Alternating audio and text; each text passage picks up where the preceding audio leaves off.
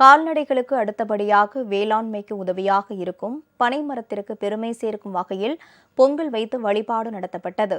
சென்னை புறநகர் பகுதியான திருமுல்லைவாயில் சோளம்பேடு பகுதியில் உள்ள பழமை வாய்ந்த வேம்புலியம்மன் ஆலயத்தில் பழமை வாய்ந்த ஒற்றை பனைமரம் உள்ளது. காகிதங்கள் கண்டுபிடிக்க முன்பு பனை ஓலைகளில்தான் பண்டைய காலத்தில் எழுதப்பட்டது. சர்க்கரை நோயை உண்டு பண்ணாத பதநீர், கருப்பட்டி, பனங்கிழங்கு, நொங்கு என்று சத்தான உணவுகளையும் பனை ஓலை மூலமாக அலங்கார பொருட்களை செய்யவும், நிலத்தடி நீர்மட்டத்தை அதிகரிக்கவும், காற்று அரிப்பை தடுக்கவும் பெரிதும் உதவியாக இருக்கும் பனை மரங்களை பாதுகாக்கும் நோக்கில் அதற்கு பொங்கல் வைத்து வழிபாடு நடத்தப்பட்டது. பனையின் இளவரசி கவிதா காந்தி ஏற்பாட்டில் பனை பொங்கல் சிறப்பாக கொண்டாடப்பட்டது.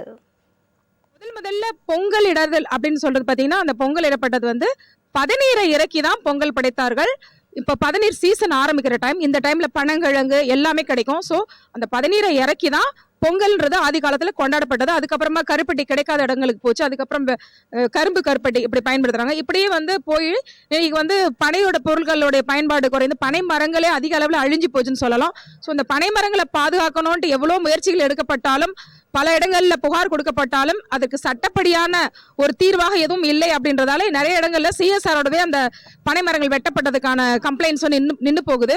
ஸோ இதனால பாத்தீங்கன்னா தமிழகத்தை விட்டு பனை மரங்கள் விடைபெற்று போய் கொண்டிருக்கு அப்படின்னு சொல்லலாம். பனை மரங்கள் இல்லாமல் தமிழ் நூல்கள் இல்லை. பனை ஓலை சுவடிகள் இல்லாமல் தமிழ் நூல்கள் நம்மளுக்கு கிடைக்க பெறல அப்படின்னு சொல்லலாம். அதாவது பெரும்பான்மையான நூல்கள்